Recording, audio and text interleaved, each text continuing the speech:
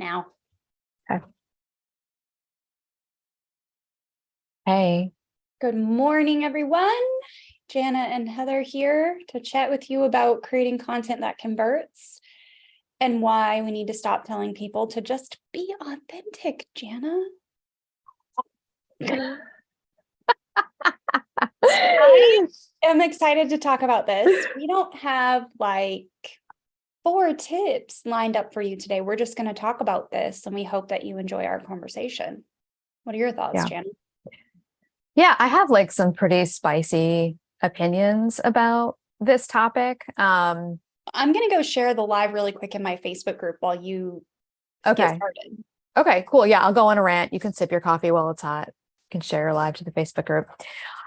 Yeah, so I think the reason why I feel very like I get a little bit like when I hear this, when I start thinking about this topic is that like 5, 6, 7 years ago, when online business was a very different space, right? Because we have a lot of coaches and course creators and digital product sellers in our audience here. I think that there was this kind of mantra among a lot of people and a lot of coaches and even people who call themselves content strategists and content marketing experts and sales experts, kind of made it like this mantra to just show up and be your authentic self on social media and in your YouTube videos, and even when you're writing, right, to your audience, whether it's on your blog or in emails, like just be yourself, be authentic, and that'll be enough, basically, right?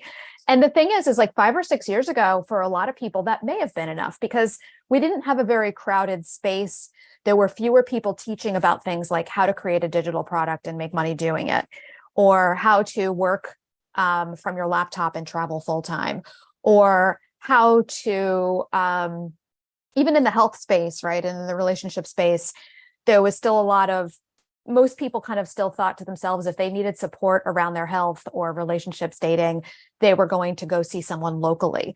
And then so this whole online business thing comes around, right? And it's like almost like there's like novelty. And so if you're running an online business and you're one of the people in this space who's doing these things and delivering these services online via Zoom before a lot of people even knew what Zoom was, right, or whatever, it might have been enough to just show up and be authentic. But I feel like these days, especially when people come into this space and they're new to the space, meaning maybe you've started your online business in the last year or so, or maybe even 2 years, or maybe you even have kind of had some fits and starts with starting your business, which is totally normal. I see that all the time. And it doesn't mean you're not going to be able to get there and be successful. That could make you, but in that circumstance, you could kind of feel like you're still new to the space, even though you've been doing it a while. And when you hear people saying constantly, and there's still so many coaches out there that are saying this, because it's such an easy way to advise people, right? So if you've got someone who's teaching you how to create Instagram reels and stories, or they have a program about, how to, grow your YouTube channel or whatever it is, it's so easy for them to just say, just be authentic, be yourself, bring your expertise, the things that you've been working on, learning and understanding for all of these years with all of your amazing background and experience, and just tell people about it. And somehow that's going to like turn into sales. The somehow part is like, the problem is that the magic that kind of happens in there, right? Yeah, you're on mute, Heather, just so you know, but I saw you go, somehow. It's like magic dust is going to appear. You're just going to be yourself. And then the fairies are going to come, and the godmother comes down, and all of a sudden, like, your bank account's going to be full, and you're going to have a full roster of coaching clients, and you're going to be selling, tons of your digital products every day and every week. And you're going to be getting those PayPal notifications every 10 minutes and blah, blah, blah, blah, blah. But the somehow part is unclear to people. And I think when I started realizing this and starting really to hear this, when I started getting sick of hearing people saying, just show up and be authentic, that's when I knew, you know what, I actually want to take what I know about that somehow part, that magic, and turn it into something that I teach, because I want to fill that gap. I want to say to people, yeah, it's great to be authentic, but it's not enough.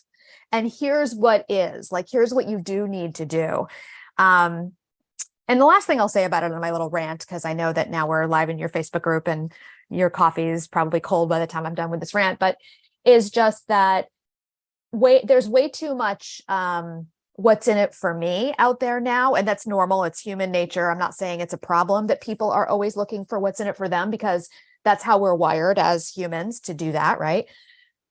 But there's way too much of that for you to think that just showing up and being authentic is going to be enough. What we actually need to do, the content strategy part, and that's really what content strategy is tapping into the things that are going to actually help people see the what's in it for them, and get them to take those actions. Just showing up and being authentic and being yourself and sharing what you know without really having a strategy for actually including the things that people need to learn and hear and understand more deeply from you, the specific things that they need to be ready to buy. It's not going to work, So that's my rant. It's not good enough just to show up and be yourself and be authentic. And I'm sick of hearing people give that advice as their answer to what should I do to make sales, because it don't work. I don't even think for the longest time, I felt like influencers could still get away with it, like showing more behind the scenes of their authentic life or whatever. But I don't even think that's enough anymore for people to buy even like face cream or whatever, because we get so many marketing messages every single day between all of our inboxes and ads and social media accounts, that most people think that when you're being authentic, and maybe that's a broad statement, maybe that's a big paintbrush. At least I do think that when people are being authentic, it's bullshit. Yeah. Like, you're not showing me anything that I believe in at this point. Like, I'm actually on the opposite spectrum of like, do I really believe this person? What they're saying, especially with all of the big money claims and financial claims in content these days. And you can grow on Pinterest to 10 million monthly viewers in 60 days if you use my like, there's just so much BS that it's hard to even take people at their authentic selves anymore. Like, are they truly authentic? I think what you're saying, what I'm hearing you saying that really resonates is that like the income, claims, the fact that the space is honestly more saturated. It is. Like, I'm not saying it's too saturated for new people to succeed. It is not. You can get specific and succeed.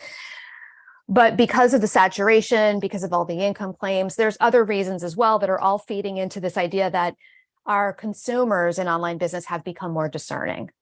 That's really what it is. And that's good, right? It's like a natural progression. But the more discerning they get, and the more they're scanning for what's in it for me, because that's kind of like another way to say being discerning, the more it's just not going to be enough to just show up and be yourself and share what you know. No. And the magic fairy is going to come. So, yeah. No. There's a lot of trust building that goes into it. But I also think if we were being honest with our audiences, we would tell them from the get-go that you probably should be working more on messaging and market research earlier on than what people are doing in their businesses. I feel like they put off marketing, messaging, and market research until after they have products or after they have services. And it's almost just like they throw something against the wall until they figure out what's going to make them a little bit of money. And they don't really know what made them the money or what made them successful. And I really think that's where doing some more market research and working on your messaging can then lead into a really good content strategy that helps you sell. And my Southern accent almost came out there. It almost, I heard it. It was sale. I heard it. Those things are gonna ultimately help you to sell more and more easily. And I feel like when a lot of people say things like, oh, I don't want to be salesy, they don't actually truly know what it means to sell well. Correct. Right. I agree with that. Yeah. And I mean, there's definitely the chicken and the egg thing. And I want to acknowledge that for anyone who's listening. And like, I don't have all the answers. You don't have all the answers, because when we get started, whether it means we're getting started in a brand new business, whether we're pivoting into a different niche, a different audience, whether we've decided to create a new product, like I created a whole new product this year that was in a different arena altogether. Right. I always say I went from teaching Pinterest only formally to teaching Pinterest, but also my focus is now content strategy and teaching content strategy. And I always say that those two things are like, they're apples. They're like, it's like they're Macintoshes and Granny Smiths. They're not like apples and giraffes or something. So they're not like way different arena. So a lot of the market research I brought along with me, I can still use, and you're never really starting from scratch, right? But the point is like when you're new, it does take some juggling of both things, like getting into action and just doing it and seeing how people respond to it, and doing that market research to make sure that what you're putting out there is going to hit, or increasing the chances that what you're putting out there is going to hit. And I feel like when I created my program, my system, high leverage content, I really thought about that a lot. I really thought about like, how can we reconcile those two things? How can we take this chicken and egg situation and fully acknowledge and accept the idea that it's going to take getting into action and writing content and even having clients before you feel ready, like doing all the things before you have 100% clarity, which we never really ever get. No. I mean, balancing that with the idea that, okay, but you also shouldn't just be throwing it at the wall, spaghetti at the wall all the time and hoping that, put 182 posts out there and maybe one will hit, right?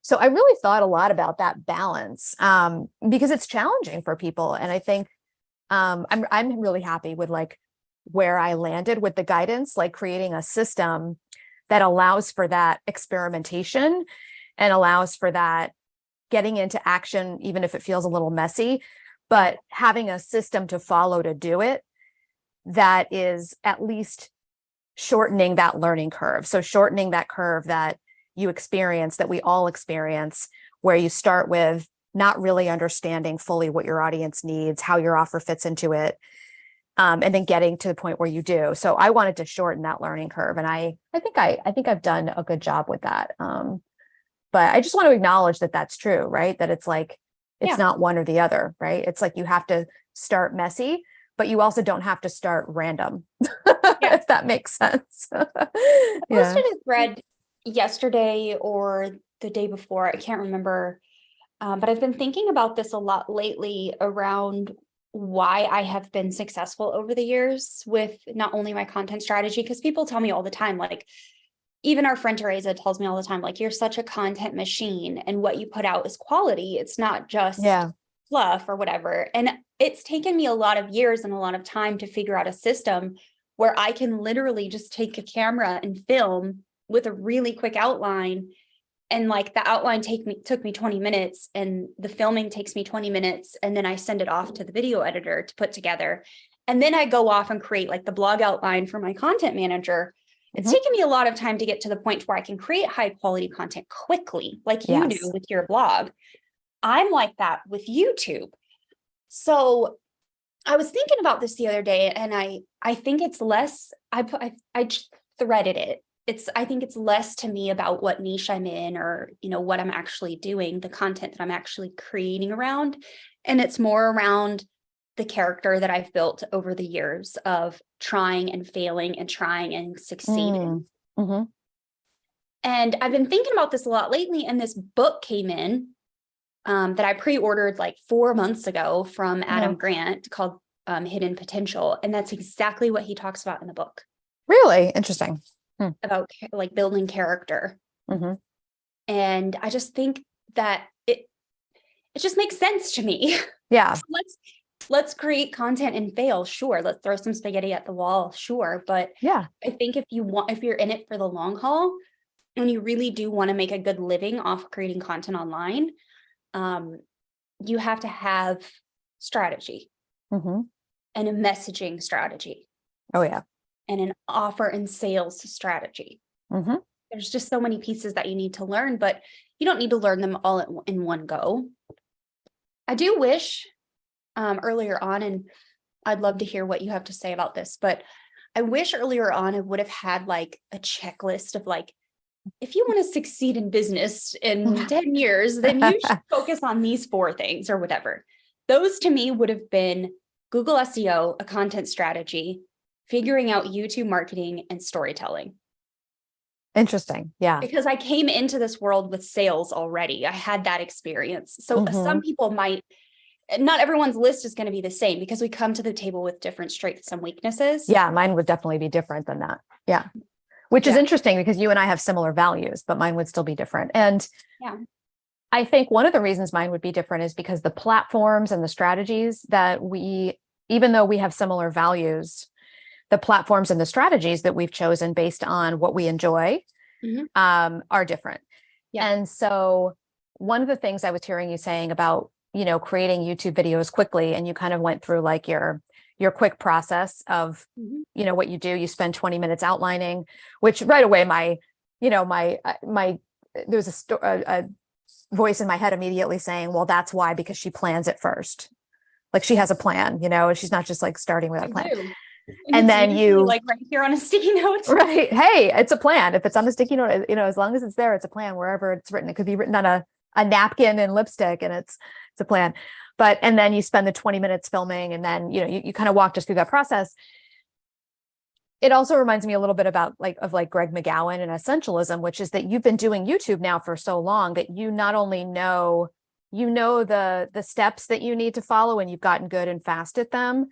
And like you said, you've done a lot of trial and error with what works and what doesn't work, and how you can leverage your team, and, you know, what parts your team is going to be able to do and which parts your team really can't. And so you need to be there to do it, and that type of thing.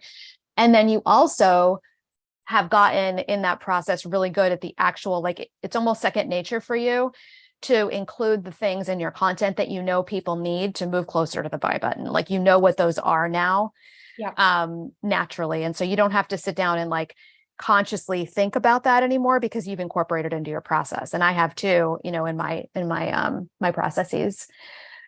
And as far as like my list, I think that if I were to focus on, you know, if I could go back and have that checklist of things to focus on, and again, you know, like you said, there's no checklist that's going to work for everybody because everybody's different. But for me, it would be email list building. Yes, I should have added that. Selling in my emails. And one of them definitely would be like long-term mindset. And I'm so fortunate. I say this a lot. And, you know, if anyone listening follows me closely, you'll know that I'm talking about a couple of particular mentors I had early on, but I'm so grateful that my earliest mentors really instilled this idea of like more of a long-term thinking, and that I'm good at having that balance of like doing the actions today that are going to give me the results I want today, but also realizing that we need to be thinking long-term in order to have like this sustained success and staying power, you know, for our businesses. And then I need one more thing on there. So it's the email list building, email selling to your email list, which are two totally different skills. And then long-term mindset, being able to balance that with the day-to-day.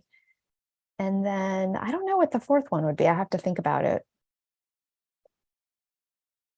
I can't say messaging because I just feel like messaging happens over time naturally.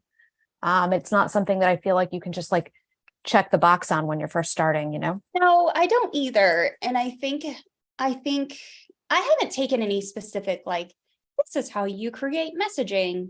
I've just learned a lot from psychology books. Right. Like the one from Robert, I can't even say his last name, Cialdini. I've read some of his books. I've read some of his research papers. This episode's turning into like a list of books people should read. We've mentioned like 4 books. I just like consumed and learned from copywriters over time, figuring out how to piece these things together.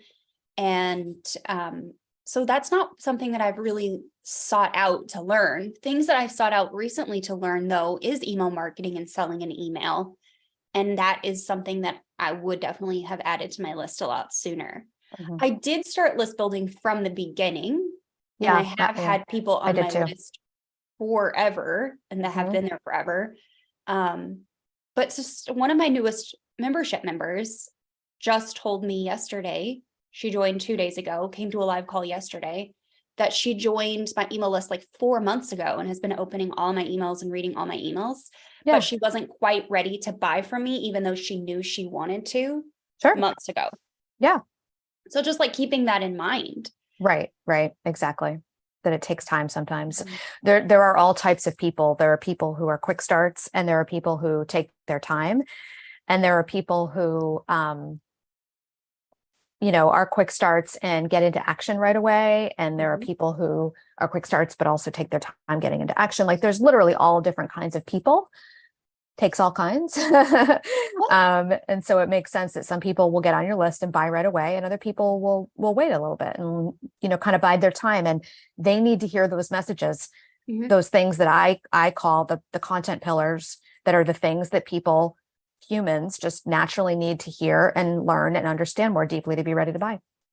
What is one thing you would say has lens to what makes people convert in content? I think there's like two levers, and there's nuance to this, but I think about it as two levers: trust and demand. Okay. So I feel like the trust is just trusting me as the person who created the program. And there's different layers to that trust, right? People need to know that I know what I'm talking about. So that's like demonstrating my expertise. Yeah. They need to understand that I will fulfill the promise that I'm making, right? That like this thing is going to be here. And that, I mean, on some level that sounds crazy, but like that goes back to what we were talking about before. There's so much like flakiness in the online space. People need to know you're not flaky, Yeah. They need to know you're not like fly by night. There's other ways that trust shows up, but I think that's the one piece. And then the other side of the other big lever is the demand. They need to really want the solution that you're offering. They need to understand the solution, want the result. And so that means you need to be articulating the result so that they can know that if they want it or not. And they need to want to like deeply desire to want that from you and the way that you teach it, So I don't know if that's what you meant, but I think to me, that's the two levers that we're always pulling, is building trust and building demand. Yeah. Yeah. Yeah. And like you mentioned, you have to show people what's in it, but then prove that what's in it is actually in it. And I talked about this recently in my YouTube video about lead magnets, of providing actual value. Like you have to communicate the value, but then you have to go on to provide that value. And I think a lot of people just don't understand how to do that communication, which is where good messaging comes in, and understanding how to communicate your offers to your audience and the value and what's going to come from it. Because while you know what's in it, you are your biggest obstacle, in my own opinion, of what gets in your way when it comes to selling. No, totally. Because you know what's in there, you know the value, but if you don't know how to talk about that from someone else's perspective, you're going to struggle when you create content. Right. Definitely. And I think that's also comes back to the trust and the demand as well. You can have a really, really, really good offer, and if you're not building that demand by using language, and language is where the content and the messaging comes in, that really connects to people, helps them really understand tangibly what it is that we're talking about, what's inside, what problems it solves, what it's going to feel like inside after the transformation, where you go from there, all those things. If you're not tangibly communicating that to people, your offer could be great, but people aren't going to have that demand. They're not going to be like, oh my God, I'm like burning to do that. Like, I really, really want to invest in this, where am I going to get the money, kind of thing. Yeah. And I don't really think it matters where you create your content, right? Whether it's social media or your own website or YouTube. Well, what do you mean it doesn't matter? The methodology might change based on the delivery, but the communication and the foundations are still the same. Oh yeah, no, I agree with you on that. Yeah, I think that like if I think back to my process and my pillars that I teach in HLC, yeah, you're right. Like the place where that is doesn't matter. Like you could use this framework for live streams. You could use this framework for YouTube videos. The big three that I always talk about are blogs, YouTube videos, and podcasts. Yeah. Because HLC teaches long form content, right? Yeah. But you could definitely use it for live streams. And honestly, like I sent out an email during my last launch about this, and everybody loved it, which was basically like, I was like, okay, I admit it. Like, I want you to create long form content for all the reasons that I've already talked about in all my emails, and like it's sustainable and it's on your own website and you control it and all that kind of stuff. But at the end of the day, if you want to use these 9 pillars that I teach to create longer social media posts, it's probably going to work better than what you're doing now, absent the, the strategy. So yeah, I agree with you. It doesn't really, the medium doesn't matter as much. It's more about the human truths, like you said earlier, the psychology. Yeah. That we're really tapping into in order to make sure that we're hitting upon those things that people actually need. Again, to learn and hear and understand more deeply, to be ready to buy those 9 things. And then, kind of bringing it back to like what this video started off, what our live started off about, with like, not just like assuming that showing up and being authentic, is going to do the trick magically. Yeah. That's what does do the trick, right? It's using the things, tapping into those psychology things and the things that people, need. And I think the other big thing that I wanted to say about it too is that one of the things I don't like about hearing a lot of people say, well, just show up and be yourself and be authentic and just share what you know, is that when people do that, and this is the part we didn't get around to in the beginning, when people do that and it doesn't work, they think there's something wrong with them. They're like, oh, well, I heard that I just have to show up and be myself and share what I know. So if that's what I'm doing, but I'm not making sales, then there must either be something wrong with who I truly am, my authentic self that I'm being authentic with, or something wrong with my expertise or what I know, because I'm sharing what I know and it's not working. You know what I mean? So if I think it's just important to say, like, if there's anyone listening who's like, oh, I'm doing that and it's not working, please know that it's not you. Like, it's not you. There's nothing wrong with you. You just need a more tangible strategy that's more relevant today in this marketplace right now, in 2023 and in 2024, where people are more discerning than they used to be. People want to know on a deeper level more about what you believe in your core beliefs and values. So I think sharing with people who your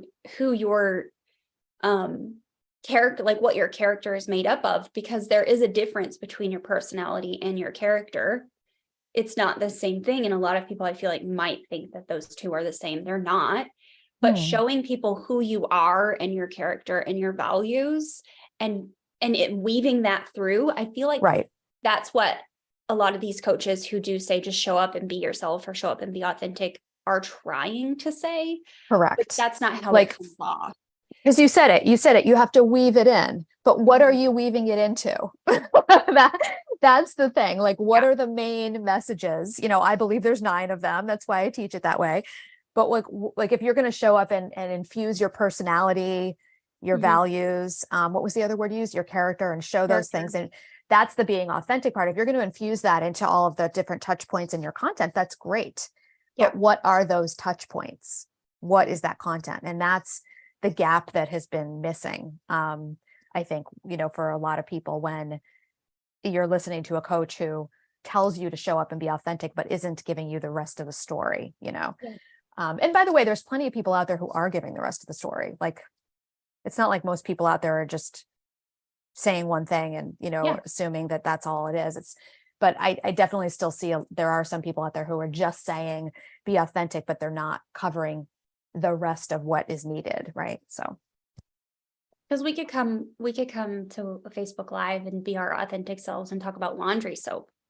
Is that going to sell our offers? Probably not.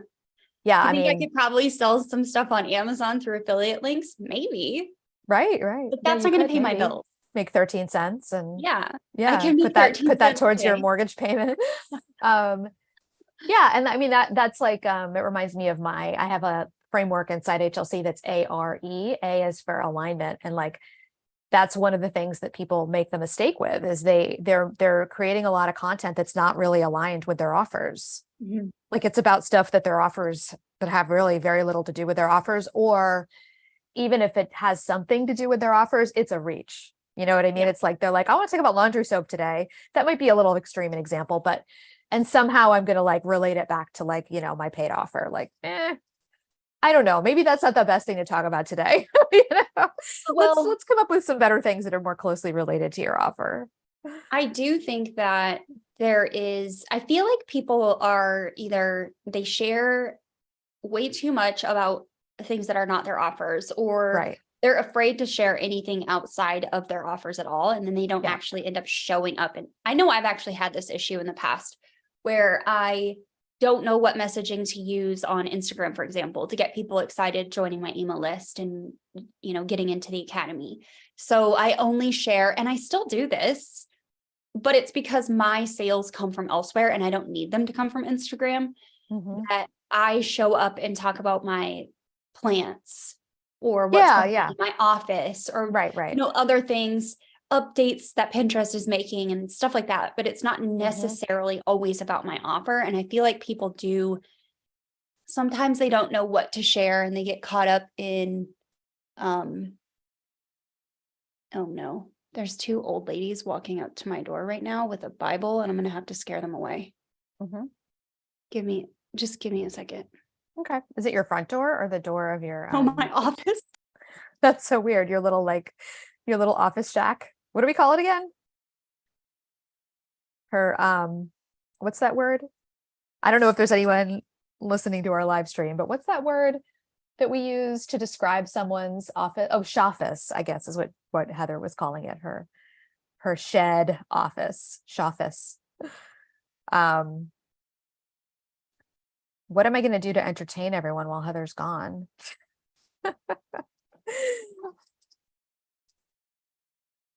I don't even remember what we were talking about. Goodness gracious. I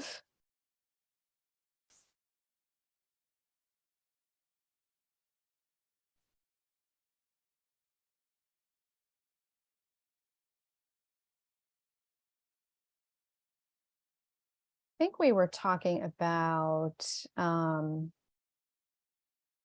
content pillars, and I know what Heather was talking about the idea that she shares. You were saying that you share a lot of behind the scenes kinds of things and what's going on in your life. But here's the thing, it's what you said a second ago, like Instagram, like you and I, neither of us are Instagram experts. Like we're not trying to teach anybody how to like convert clients on Instagram, and even if somebody were to come to me and say, hey, can you do your very best to just sit with me for a few hours and teach me how to do Instagram? The way that I would teach it would be, I would go back to what worked for me for years and what worked for my clients for years. And still works to this day for me and for my clients that I used to work with. I would go back to creating high leverage content, or what I didn't know to call it that back then, but what I now call high leverage content, and then breaking it up and repurposing it for my Instagram content. Like that's where I lean to. So I'm not trying to say like I'm awesome at Instagram content and you're not an Instagram educator. Oh, no. So you can use Instagram however you want. Now, do I think if you decided that Instagram was going to become one of your business's conversion strategies, if you made that conscious decision, you would go and you would create a strategy and a content plan for Instagram. Yeah. Just like you have a strategy and a content plan for your YouTube channel. Right. But that's not what you use Instagram for.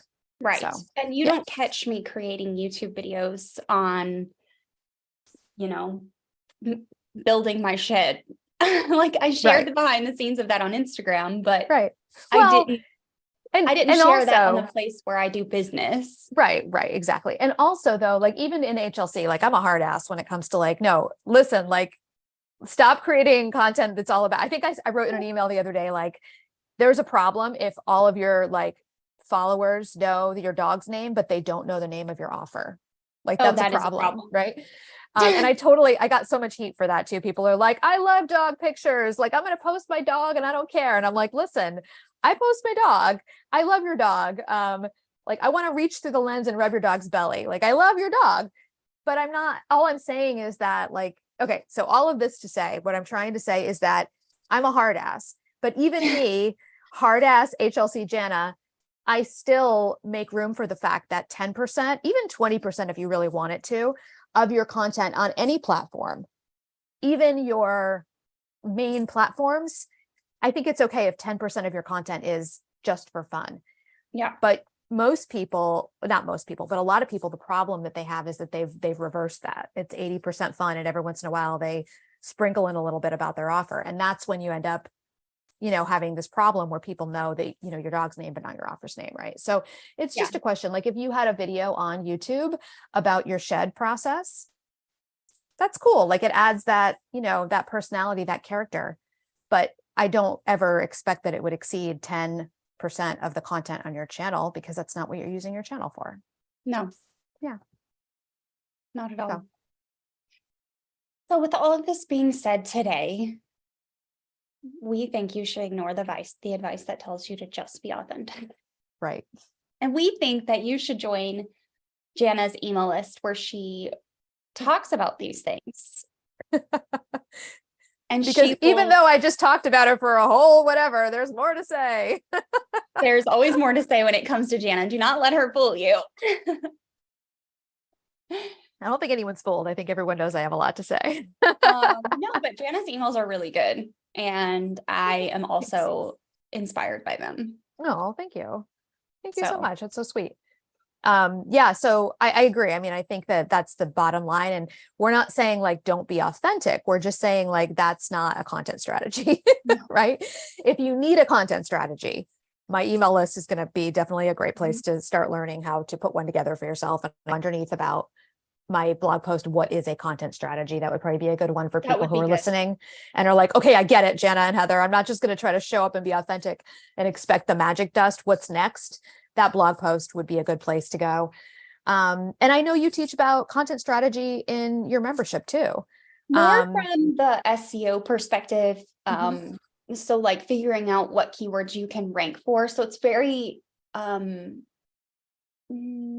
feel like you cast a vision and give a step-by-step process of creating content, whereas I teach people how to optimize it in mine. And not that, like, you probably do that too. I did not create that component to the content strategy course. Yeah. I don't actually really like, I personally, this is a whole nother topic for another day. We should probably do a YouTube about it. I have a very firm belief that you do not need SEO to have a blog that gets you clients. Yeah. I had a blog that got me clients for years without giving really any thought to SEO. Yeah. Eventually at some point I did look at it, and I do it now. So, I do it, so to speak. But, I think so many people don't start a blog because they think they're synonymous, blog and SEO. Yeah. So I actually do not teach that optimization in HLC because I don't think you need it in the beginning. Yeah. But I know that the way you teach it is really awesome. And I think some of that comes out of like your years of Pinterest background, but also your own experience with optimizing your own content and doing so well with that SEO strategy, which was on your 4 things list. You're glad you started with early on. So I didn't start with it though. Like you said, I started my heatherfarris.com website, which is the Pinterest website. And I've had 2 others over the years, 4 total with the Academy website, but I don't blog or anything on there. But I had the mom blog, which was in that motherhood niche. And I have a travel blog, which I'm like slowly working on refining and getting back going. Willing to dream. Yeah. And then heatherfarris.com. So none of those started with Google SEO from the beginning. It wasn't until 2020 that I ever even put any thought into SEO. And that's because I started the YouTube channel in October of 2019. And I knew if I wanted to get found on YouTube, I would have to do SEO work to get found. And I was adamant about creating content on my blog that was going to boost the YouTube channel, and those 2 should work together. Yeah. So I just started with SEO in 2020. And so my Heather Farris site has been in existence since 2017. Yeah. Wow. And I was getting clients fine. I don't know that I was getting them from my blog, but I definitely was getting email subscribers and digital product sales. So yeah, I think we should do a live about that. Maybe next year we'll add it to our content plan. Couple people saying, Thomas says, I want next year to be the first year I move from a daily 9 to 5 to online entrepreneurship. Thomas, the best of luck to you. You're going to do great. Just don't follow the advice of show up in the moment. And then Miss Mayland says, glad to catch a live, such helpful advice. I think the idea, I get the idea of boards, and then again, I don't know what that means, Miss Mayland. Boards, like Pinterest boards, maybe. So yeah, I mean, I don't necessarily think that you have to start with SEO. It's definitely something, because the content lives on your website, you can always go back and update it and optimize it. Yeah. It's better to put content out there. I was just on a discovery call yesterday with someone, and she's hired a blogging agency to write blogs for her that are SEO friendly. And I had to break the news to her that they're not at all SEO friendly. They're only 500 words, and that's never going to rank on page one, unfortunately. But it's better to have it there than not. It's better to have content for people to read when they land on your site than nothing. Yeah. I always feel conflicted about that, because it's like, I also don't want people creating content just to have something out there, but at the same time, and we talked about that the other day. I know we probably have to wrap this up, but I was using that example that we've used a lot, where like, you find a pin on Pinterest and you're so excited, and the messaging of the pin is really good. And whoever created that pin, it was probably Heather and her team, because it's a really good pin. Like, it nailed the messaging. I really want what's on the other side of that pin. And then there's nothing there. Right. So I clicked through it, but it probably wasn't Heather, because Heather would never take a client that would do this. But, and then you click through and you get to the piece of content, and it's like 5 paragraphs. And there's nothing unique there, nothing I couldn't have read somewhere else. Nobody's interesting opinions. It's just the same stuff I've always, heard everywhere else. So is it better to have something out there and not nothing? I'm not sure, because I worry about that happening and kind of like being detrimental to people's brands, but that might not be what you meant. Maybe you meant starting with something from an SEO perspective and then building on it, I guess, really. Yeah. Okay. Yeah.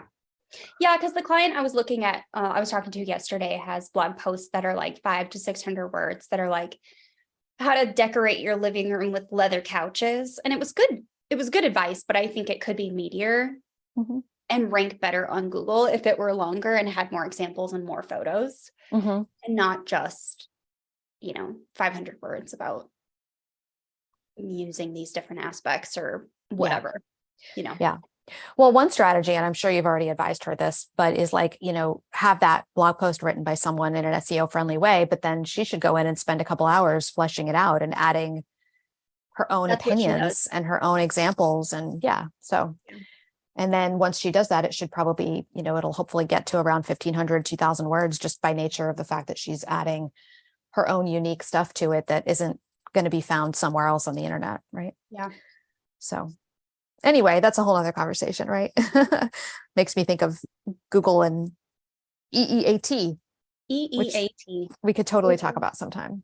Google Eat and their helpful content update, which Jana, I feel like, should have named her program helpful content program. Because that's what high leverage content really does. Yeah. It creates helpful content for people that converts to sales. Yeah. I mean, if by helpful, you mean helps them know the things that they need to know to buy your thing. Yeah. Yes. I feel like I want to take your program. You should. I'm going to enroll. You're always welcome. Open program. Yeah, you're always welcome. You're on scholarship. You're in friend scholarship. Well, we should probably wrap this up. And I joked earlier that people should join your email list, and they really should. And we're going to put a link to high leverage hits in the description down below.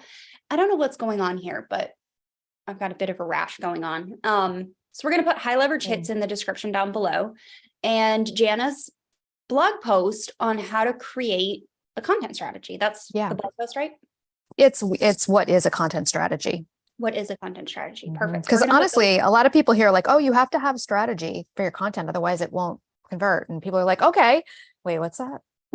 And they think it's like, when I think a lot of people think it's like, okay, that must mean I'm going to write out how many times a week on Instagram I'm going to post, and how often I'm going to publish a blog and that kind of thing. And I don't think that's a content strategy. No. So I talk in that blog about what I think is a content strategy. That's really great. And I will actually read that too. So I'm looking forward to it. Okay. Well, I think that's it for now, Jana. Was there anything else you wanted to add or tell people to go read? I don't think so. We're going to add some good links though, to the description, and I think that's it. And this episode has been kind of a just us talking. We do these sometimes, and then other times we do a little bit more structured episodes. Mhm. So we hope that anyone who catches this replay will also check out the other episodes we have coming up, because we have some really good juicy topics coming up for the rest of the year too. So I'm scheduling the rest of the YouTube lives for the year tomorrow. What is coming up next week? And then we'll let people go. I think we decided that next week we are going to be talking about. Is it the 4 ways to avoid content burnout? Yes, we're going to talk about content burnout next week and how to avoid it, specific strategies, tactics for avoiding content burnout. Because it is real, yo. It is real. It is real. I feel like I'm in that right now. I always get in content burnout towards the end of the year. And I'm like just pushing through right now. It's painful, but I'm pushing through knowing that I have 3 weeks off in December. So yeah, well, there you go. There's a strategy right there. Looking forward to having that detox, that break. So yep. Okay, well, join us next week, same time, same place. We will see you back here. And make sure to check out the description for Jana's links. Chat soon. Bye, everybody. All right, we're out.